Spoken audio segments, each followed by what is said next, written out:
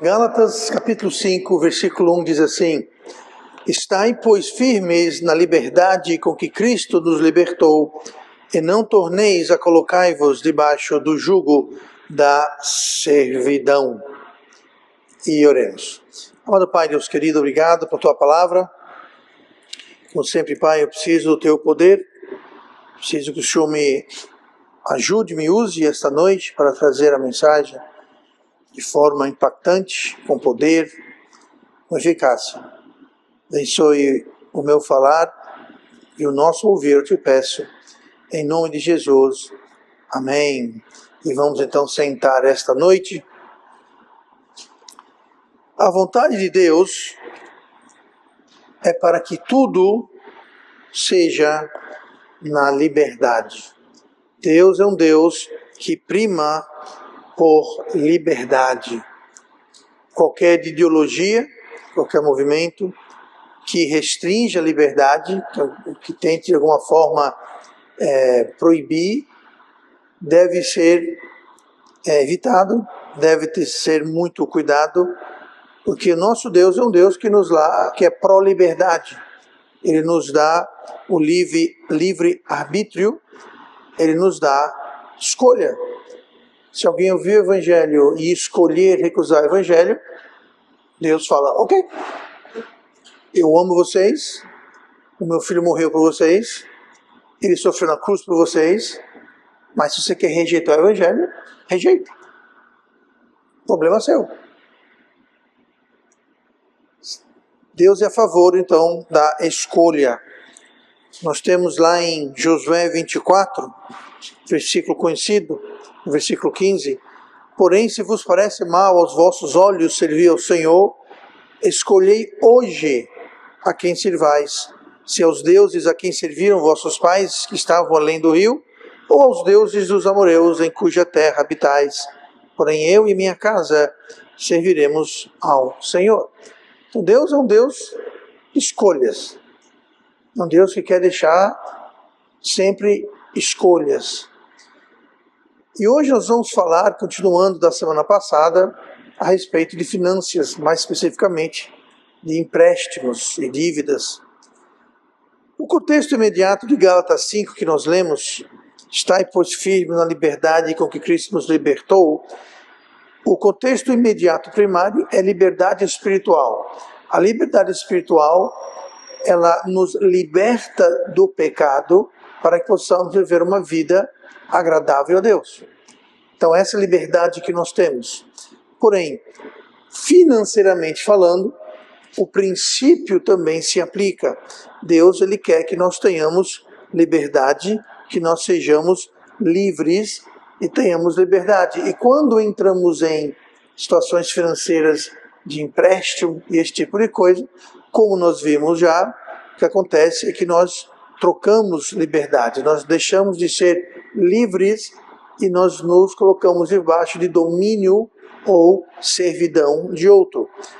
Nós lemos semana passada em Deuteronômio 28:12, o Senhor te abrirá o seu bom tesouro, o céu, para dar chuva à terra no seu tempo e para abençoar toda a obra das suas mãos, e emprestarás a muitas nações, porém tu não tomarás emprestado. Então aqui nós temos uma situação que o povo ele estará livre de tomar emprestado, mas estará livre para emprestar. Isso é liberdade, porque diz aqui que não vai precisar tomar emprestado. Por que não vai precisar tomar emprestado? Porque Deus vai abençoar, não haverá falta. Deus vai abençoar o trabalho, Deus vai abençoar os esforços e não haverá necessidade de emprestar. Mas semana passada nós terminamos com a pergunta: é pecado emprestar? É sempre errado fazer o empréstimo? E é nisso que nós vamos continuar esta noite. Antes disso, nós vamos olhar lá em Eclesiastes capítulo 10 e o versículo 1, onde nós veremos de onde surgem as dívidas, de onde surgem os empréstimos, de onde surgem amontoantes dívidas e cartão de crédito. Aliás, é um erro, não deveria ser cartão de crédito, é cartão de dívida. Não é cartão de crédito, cartão de dívida, você faz dívida com aquilo, você não faz crédito.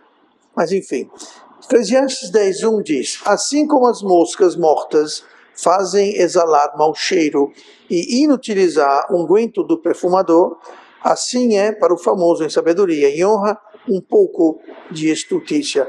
Palavras-chave aqui: moscas e pouco. Moscas e poucos. Por que mosca, pastor? Porque mosca é um inseto pequeno, mas pode causar um certo prejuízo. Diz também aqui que um pouco de estultícia. Então, de onde vem as dívidas?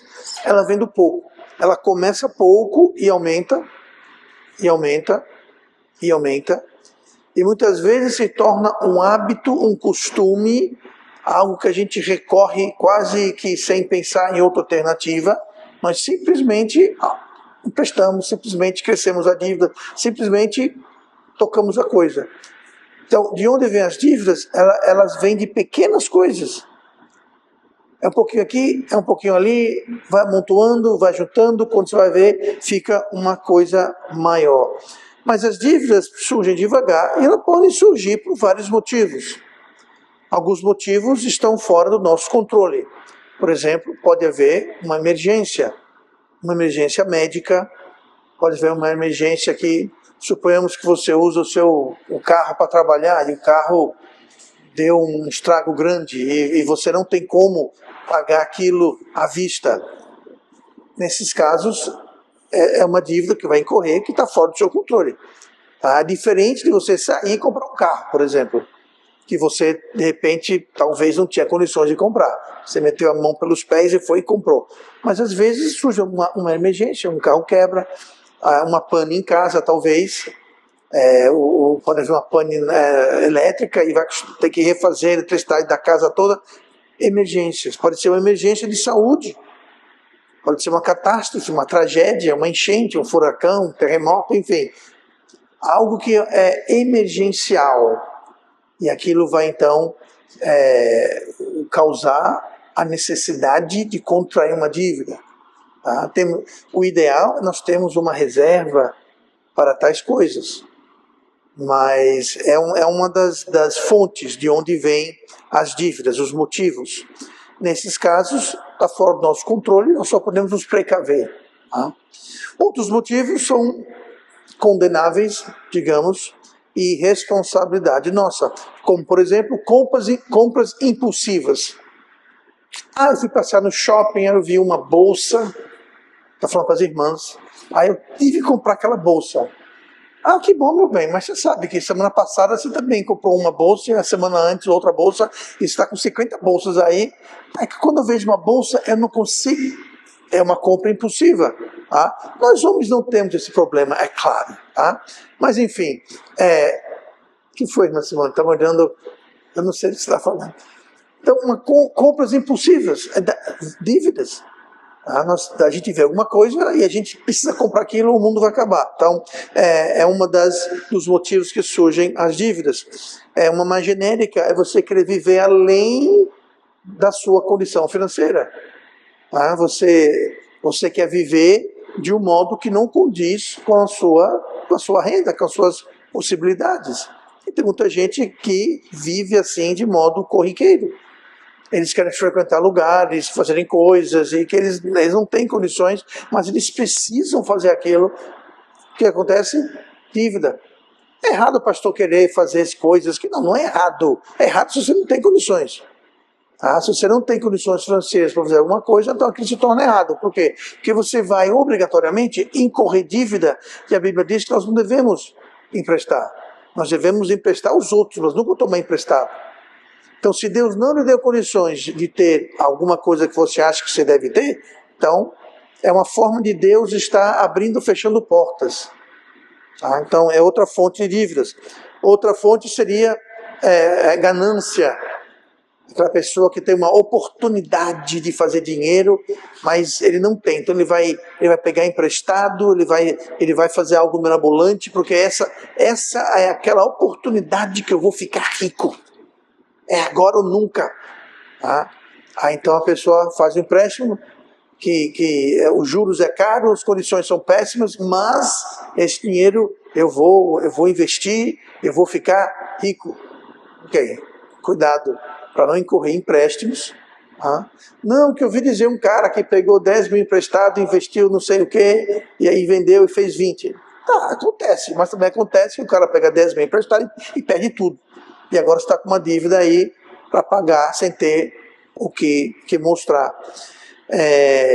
Outro motivo é quando nós tentamos buscar contentamento e satisfação em coisas.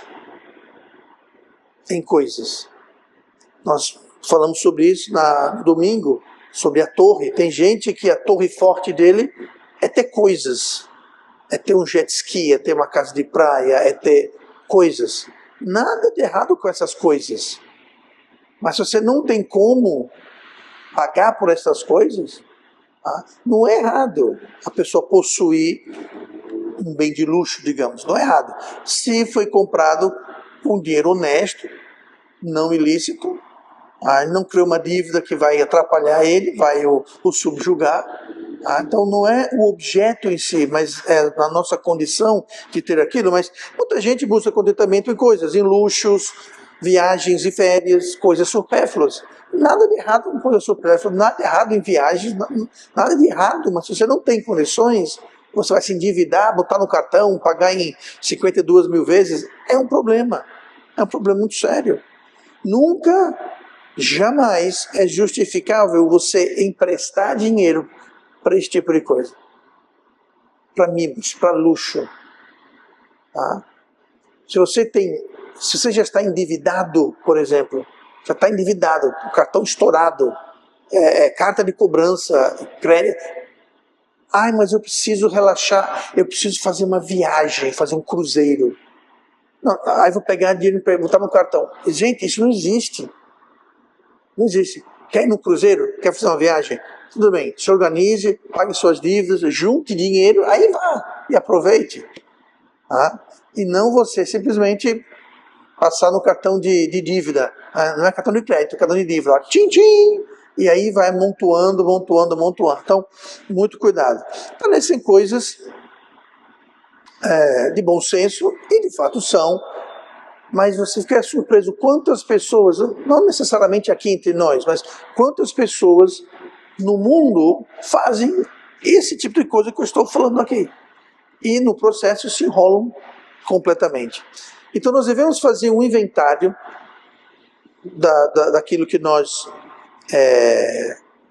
temos de dívida, cortar o supérfluo, planejar, sair.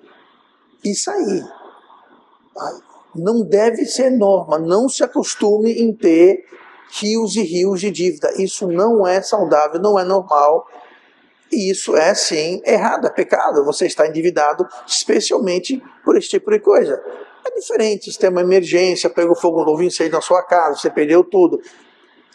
Nessa situação, dá para até entender, é justificável, fugir do seu controle. Mas quando são coisas que são totalmente controláveis, então a coisa fica mais grave. Então, muitas vezes a dívida surge do descontentamento, como disse. A gente quer de alguma forma ter um up, dar uma chegada, uma alegrada, e a gente sai, então, pessoas saem e se metem em dívida. O que a Bíblia fala sobre contentamento é o seguinte, 1 Timóteo 6,6, mas é grande ganho a piedade com contentamento. Quando nós buscamos contentamento em coisas, geralmente surgem dívidas. E com a dívida, o contentamento morre. Aí que está a ironia. Você faz uma dívida, fazer um cruzeiro. Vou pagar isso em 24 vezes. O cruzeiro vai demorar uma semana. Só que aquele dívida vai demorar 2 anos para você pagar. Então você aproveitou uma semana para pagar durante 2 anos agora. Então o contentamento que você teve em uma semana não vai durar 24 meses. Não vai durar. E o que acontece é que daqui a pouco você vai ter que ter outra dose, vai fazer outra dívida para pagar em 24 meses. E daqui a pouco você está com um monte de coisa rolando, você bota a mão na cabeça e não sabe o que faz. Aí o que acontece? Você fica limitado no que você pode fazer para o Senhor. Você é limitado, que você não pode mais. Bom, eu não posso dizimar, não posso ofertar, não posso participar de alguma coisa, não posso fazer. Por quê? Porque você está em servidão, você está dominado pelaquela dívida. Então, é uma questão séria. 1 Timóteo 6, versículos 7 e 8, na sequência, porque nada trouxemos para este mundo, e manifesto é que nada podemos levar dele. Tendo, porém, sustento e com que nos cobrirmos, estejamos com isso contentes. Tem muita gente, se você ler o contexto de Timóteo 6, fala sobre muita gente quer ser rico, querem ser ricos. E às vezes o que acontece é que a pessoa quer ser rico, ou pelo menos a pessoa quer parecer rico. Como assim, pastor, parecer rico? Bom, hoje em dia, com a febre da internet, tudo é tique, é Instagram, é FaceTube, é YouBook, enfim. Essa mania de todo mundo estar postando e tentando se projetar. Então o que acontece? Às vezes você quer aparecer, aí você tem que ter roupa de grife, não pode repetir a roupa mais do que X vezes, tem que trocar, não sei o que. Por quê? Porque você está querendo parecer, você está querendo parecer rico, está ostentando tênis de marca, roupa de não sei o que. Isso é um problema. Como nós lemos aqui, nada trouxemos desse mundo, não vamos levar nada. Então vamos nos contentar com o que nós temos. Aqui Paulo fala, tendo sustento e com que nos cobrimos. Bastante básico. Se você tem onde dormir, você tem uma casa, você tem que comer, você tem que vestir, só o fato de você não estar endividado já está em boa medida. Se contente com isso. Porque se você se contentar com isso, o que vier extra é lucro. Mas quando nós queremos ser ou parecer ricos, buscar luxos e viver fora das nossas condições, estamos convidando problemas para as nossas vidas. Tá? Então é isso que onde surgem as dívidas. Como eu disse, algumas coisas não são condenáveis, outras são, mas é de aí que surgem as dívidas. Então, vamos agora para Mateus 24, e eu quero responder a pergunta que nós fizemos semana passada, tendo colocado essa base de onde vêm as dívidas, sobre exceção, que eu vou chamar de a exceção sábia. Tá? Diz assim Mateus 25, 20. Então aproximou-se o que recebera 5 talentos, e trouxe-lhe outros 5 talentos, dizendo, Senhor, entregaste-me 5 talentos, eis aqui outros 5 talentos que granjeei com eles. E o seu senhor lhe disse, bem está, servo bom e fiel, sobre pouco foste fiel, sobre muito te colocarei, entra no gozo do teu senhor. Eu entendo que aqui não está falando sobre empréstimo, mas o que está dizendo aqui, olhe para o granjear. Existem dívidas que podem multiplicar o que foi emprestado.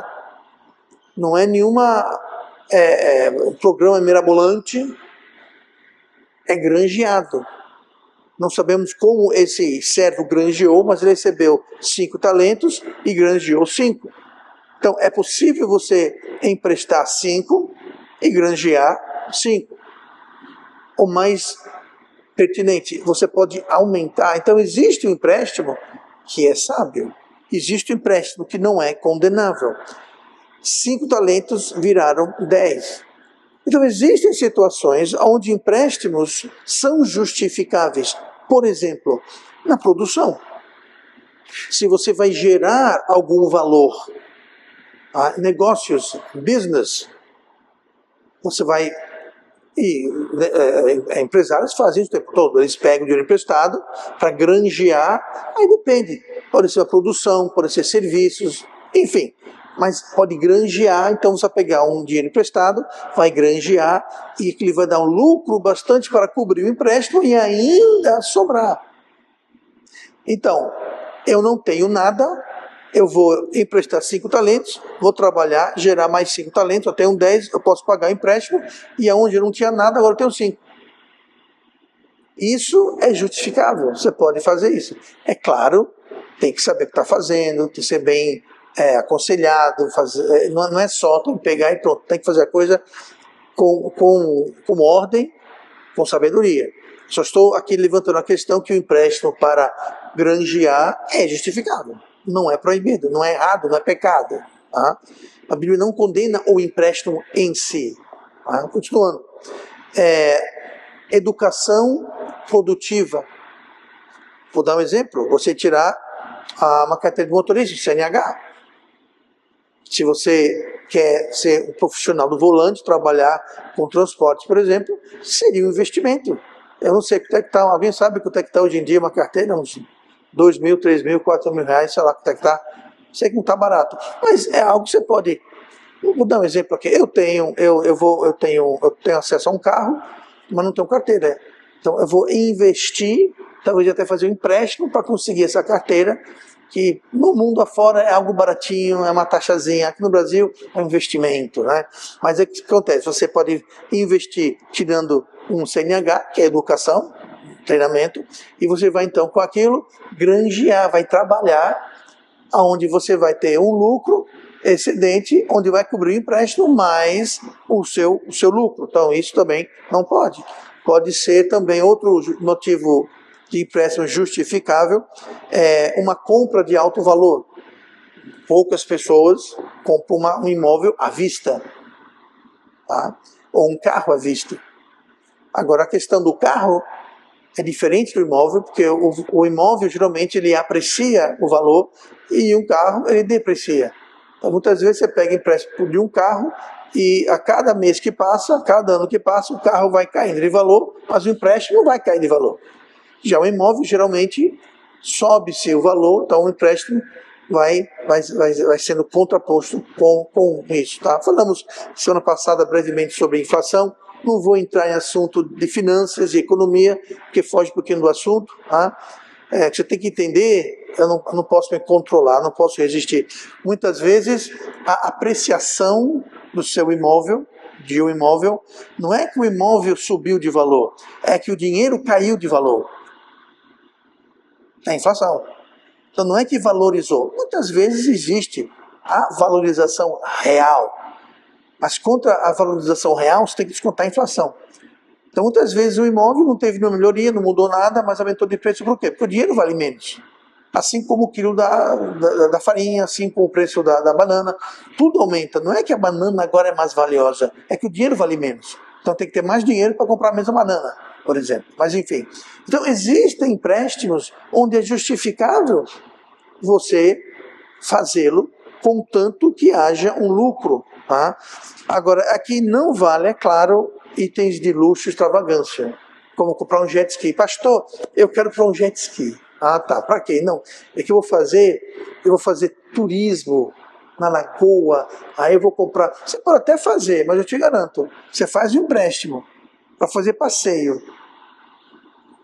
Não vai dar um lucro bastante, não vai dar, tá? Porque é sazonal, não é fixo. Então o que vai acontecer é que o empréstimo vai ter um custo muito mais alto do que o lucro que aquilo vai dar. Tá? Então a gente tem que ter cuidado e usar sabedoria, não é só pegar dinheiro emprestado e pronto. Tá? Então existem situações onde o empréstimo ele pode ser, se o lucro supera os juros, então o que temos ali é uma parceria e não servidão. Pense nisso. O problema do Brasil é meio difícil, que os juros está nas nuvens. No mundo, nos mais altos do mundo, estão mais altos. Então fica muito difícil. Mas se você vai para um banco, digamos, e faz um empréstimo, e existe lucro, e você paga o banco, paga os juros, e ainda sobra para você, e você cresce o seu negócio, isso não é servidão. Isso é o quê? É uma parceria. O banco está ganhando, está fazendo o dinheiro dele, e você está tocando o seu negócio, está granjeando o seu negócio. Então, não é uma servidão, não está dominando ninguém. Estamos simplesmente tendo uma parceria. Tá? É diferente de você comprar, e lá vou eu com meu jet ski de novo. Você comprar um jet ski que não vai te render nada, vai dar despesa, e está com uma dívida que você não pode pagar, e agora? Tá? Então, tenha muito cuidado. Nada contra jet ski.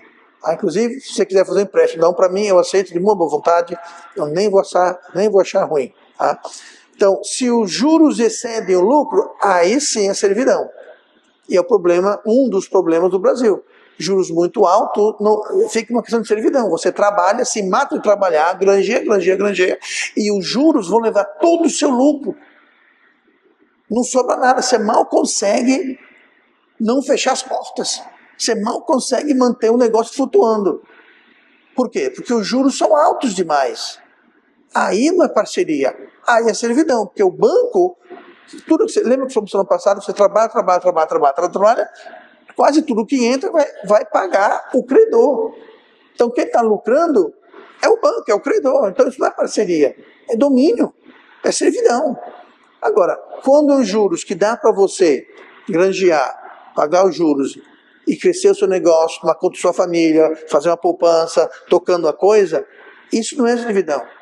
Então, é muito relativo. A não ser que você tenha um negócio muito lucrativo, né, que geralmente é ilícito, mas enfim, que vai dar conta de pagar juros de 20%, 30% ao mês. Bom, se você tem um negócio que dê esse tipo de lucro, fale comigo depois do culto, eu também quero entrar nessa, que é coisa muito boa, tá? Então, essa é a diferença entre o empréstimo servidão e o empréstimo parceria. Tá? Essa é a grande diferença. Mas a meta sempre é para zerar. Zerar. Voltando aqui, por exemplo, eu tenho 5 talentos, eu granjei e faço 10. Pago 5, com esses 5 agora eu vou granjear e fazer mais 10. Mais 5, estou com 10. Só que agora os 10 são todos meus. Tá? Então, a meta é não dever nada para ninguém. Não deva nada a ninguém. Tá? Eu posso dizer, pessoalmente, hoje eu não tenho dívida de nada. Eu não tenho dívida de casa, de carro, de moto, de jet ski. Eu não tenho dívida de nada. Eu não tenho dívida de cartão que eu pago no final do mês, todo o cartão. Ou seja, eu não tenho uma... E veja bem, tem pessoas aqui que têm uma dívida da casa. E não há nada de errado com isso, como estamos falando. Tá? Porque economiza, em vez de estar pagando aluguel, você está pagando um imóvel próprio, por exemplo. Tá? Apesar que mesmo assim tem que ter cuidado, porque com os juros altos, às vezes, dependendo da situação, nem é muito interessante comprar um imóvel. Tá? E, eu não quero entrar em detalhes pertinentes, mas muitas vezes acontece. Tá? De os juros do Brasil é tão alto que às vezes nem compensa. Né? Mas enfim. Então, devemos sempre então buscar zerar quando possível empréstimo. Tá? Mais uma vez, não é errado, para responder a pergunta, não é errado, não é pecado fazer empréstimo. Mas depende. Depende dentro desses parâmetros que eu falei. Mas suponhamos que você está endividado. Você está com a água batendo aqui no nariz. Você mal consegue se manter. Como resolver, como solucionar? Então aqui eu quero ver como sair das dívidas. Como escapar das garras do dominador. Olha comigo para Tiago 1,5. Se algum de vós tem falta de sabedoria, peça a Deus. Primeiro passo, está endividado? Está com dívida? Primeiro passo, ore. Ore por sabedoria. Ore por sabedoria e comprometa-se com urgência. Não espere a bola de neve virar um monstro. Tá? Ore por sabedoria e haja. Segunda coisa a fazer, faça inventário e planeje. Liste todas as dívidas e empréstimos. Tá? Faça uma lista da menor para maior ou que paga mais juros ou menos juros. Estou falando da pessoa que está realmente com muitas dívidas. Tá? Então, você faz o que você lista por tamanho ou por juros mais altos. E você tenta, então, ir atacando as menores. Por quê? Porque aí é mais fácil as menores. Se você, por exemplo, tem uma dívida de R$50, uma dívida de R$500, uma dívida de R$1.000. Não, vou começar com a de 1.000. Bom, a de 1.000 é complicado. Aí você vai estar mais tempo sem dar um passo positivo. Então, qual a menor de 50? Paga de 50. Começa com a menor. Paga de 500. Mas faça uma lista e haja. E haja. Faça um plano, faça um orçamento. Todo mundo deve ter um orçamento. Que orçamento, pastor? O orçamento não é uma lista de gastos que você fez. Isso não é orçamento. É importante fazer isso para saber em que você está gastando, mas orçamento não é isso. Orçamento é você designar um certo valor a categorias diferentes e viver dentro daquilo. Isso é orçamento.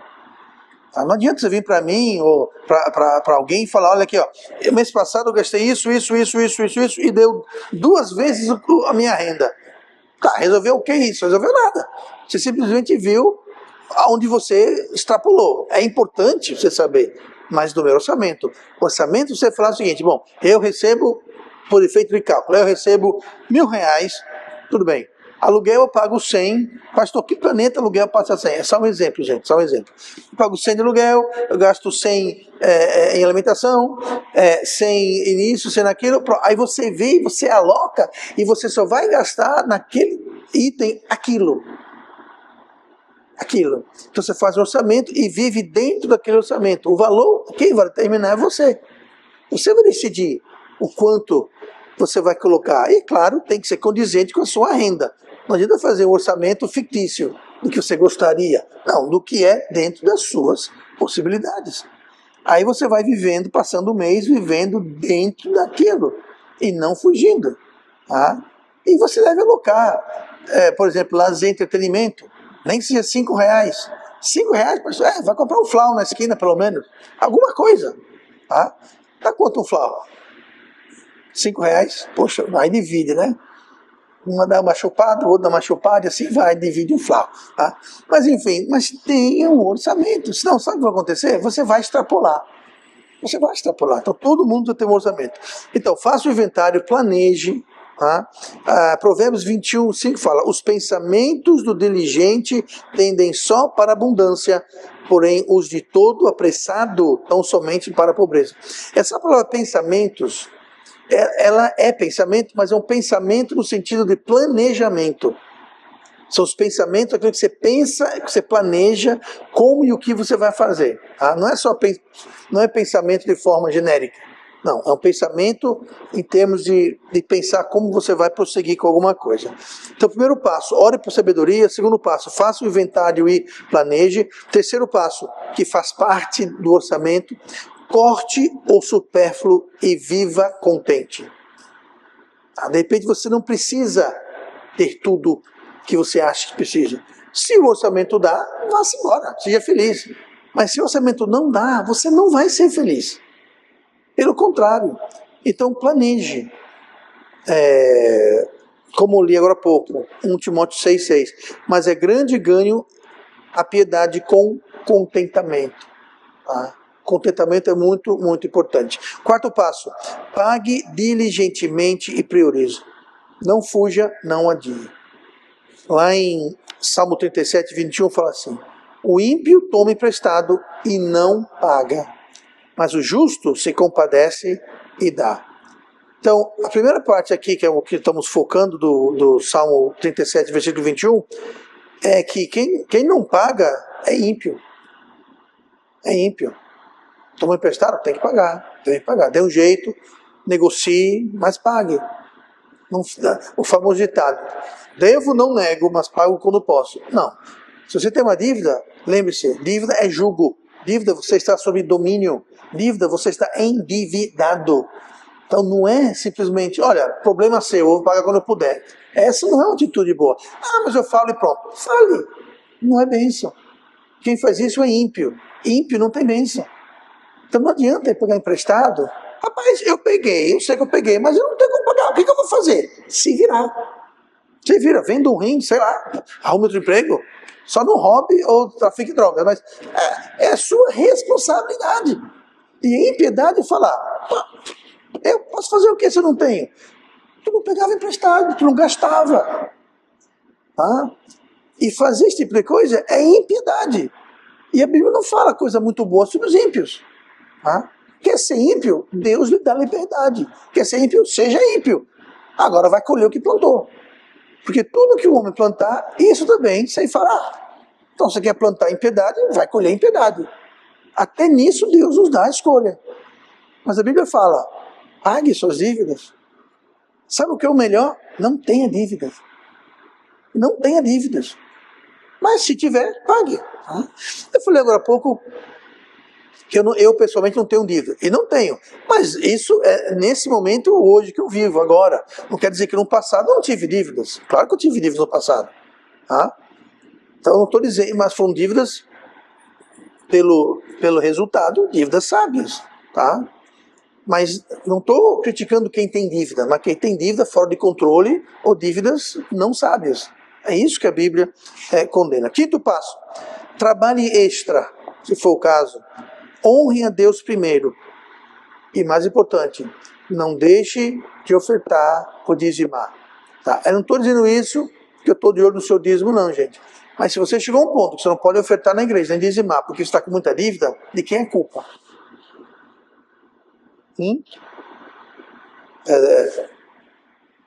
Por isso que é importante você não perder o controle da dívida. Porque tem muita gente que faz isso. Aí não está dizimando, não está ofertando, não está contribuindo com a obra. Aí o que acontece? A coisa complica. A Bíblia fala, Mateus 6,33. Mateus 3, mais uma vez, olha o contexto, né? Buscai primeiro o reino de Deus e sua justiça, e todas essas coisas vos serão acrescentadas. Provérbios 10, 4. O que trabalha com mão displicente empobrece, mas os da mão diligentes enriquecem. Está com dívida? Trabalhe. Se for o caso, arrume outro emprego. Tá? Ah, pastor, não vou me cansar. Então foi o seguinte, não entre em dívida. Mas já que entrou, agora se vire para pagar. Nossa, pastor, mas como isso é cruel? É cruel. O que fazer, pastor? Não entre em dívida. Não entre em dívida, especialmente dívidas desnecessárias ou dívidas prejuizosas, se existe tal palavra. Tá? E, sexto passo, busque conselho. Não seria bem não, mas busque conselho, fale com alguém, pode ser de mim, se eu puder ajudar, e eu acho que eu posso ajudar em conselho, tá? Mas não ser de mim, mas de alguém que entende, alguém mais sábio. Quando não há conselhos, os planos se dispersam, mas havendo muitos conselheiros, eles se firmam. Tá? Entende-se aqui, são conselheiros sábios. Tá? Conselheiros sábios. Não vá pedir conselho de tolo. Não vai pedir conselho para o seu colega que está endividado até aqui, cheio de dívida. Não vai pedir conselho para ele. Peça conselho para alguém que entende, que tem essa sabedoria. Tá? Então, na questão de dívida, tenha muito cuidado. É muito, muito fácil. Como nós vimos no começo, ela começa pequeno. Aí vai aumentando, vai aumentando.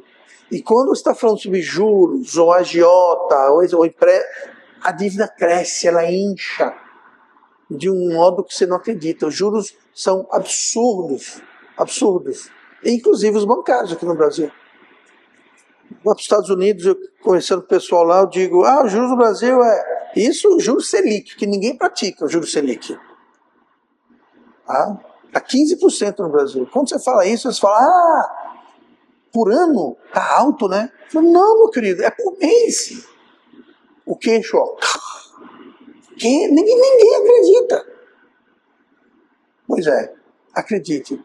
Tá? Então é muito complicado, muito complicado. Hoje em dia, a irmã Simone vive dizendo que a gente precisa de um carro novo. Nós temos um carro novo. Bom, novo para mim, né? Aí, sabe como é que está a coisa hoje em dia? Você paga a entrada e, na brincadeira, você paga a saída. É chamado prestação balão. Você dá tanto de entrada, paga as prestações, aí lá no final você paga outro valor alto. Você paga, vamos supor, 30% de entrada, passa 2, 3 anos pagando e paga mais 30% no final. Eu falei, gente, paga. Antigamente era só entrada. Hoje é entrada e saída. Absurdo. É muito mais barato, junte o dinheiro e pague à vista. Mas pastor, é muito caro. Então analise, veja se pode fazer. Mas cuidado, muito cuidado. Os Estados Unidos é um país onde a maioria das pessoas está todo mundo endividado. Tem um programa, era na rádio, hoje é na internet, chamado Ramsey é o nome dele. Especialista em finanças. E as pessoas ligam para lá e contam os problemas dele e ele dá conselho financeiro. É cômico ouvir. Tem gente que liga, estou devendo $200.000 em empréstimo estudantil, aí eu tenho $80.000 em cartão de crédito, aí eu tenho emprestado em itens de consumo $200.000, e eu tenho uma hipoteca na minha casa de $350.000. Como é que é? Você tem $1 milhão em dívida? Mas a casa é bonita, o carro é novinho, é um barco na porta, férias à Disney todo ano. Mas a que preço, gente? A que preço? Então isso é uma realidade. E lá onde juros é baixo, a economia é boa, mesmo assim as pessoas fazem isso. Se metem numa dívida que eles são literalmente escravos àqueles credores a vida inteira. Essa questão de investir, fazer empréstimo para a educação, é válido? É válido, mas depende do que você vai fazer. Tem gente que se endivida aí milhares de dólares para pegar um mestrado sobre a vida cultural das borboletas do Havaí. Sim, tu vai fazer o que com esse diploma, meu querido? Tu vai fazer o quê? Nada. Aí tá com uma baita de uma dívida e não vai te render absolutamente nada. Tá? Muito melhor se tivesse feito uma engenharia ou algo que realmente fosse útil. E não fazer filosofia, uma coisa que não tem muito campo de trabalho. Ou fazer ciências quânticas, né, irmão? Dá um dinheiro danado isso, né? Mas é um campo, é um nicho mais específico e tem uma utilidade. Agora, filosofia, francamente, não pega muito bem. Mas enfim, então temos muito cuidado. Entenda, cada parcela que está pagando da sua dívida, para quem está endividado, cada parcela você está comprando uma parcela da sua liberdade. Nossa, pastor, até parece que é tipo comprando liberdade, até parece que é escravidão. Mas é justamente isso. O credor domina.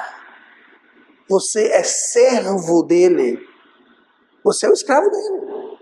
Então, e quando você deve? Como eu disse, existem dívidas diferentes. Nem toda dívida é errada. Não quero dar essa impressão. E agora, pastor? Calma. Se é uma dívida que cai dentro da lista de dívidas da Muito Sábia, desespere. Desespere e haja. Mas está tudo sob controle. Não é o empréstimo, não é errado em si. Tenhamos cuidado com isso. Mas, como sempre, como em tudo, prevenção é melhor que a cura. É 1000 vezes você evitar uma dívida do que entrar nela para depois sair. Especialmente quando ela toma proporções extremas. Então, a melhor forma de escapar do dominador é evitar cair nas suas garras. Como tudo. Evitar é melhor do que ter que remediar.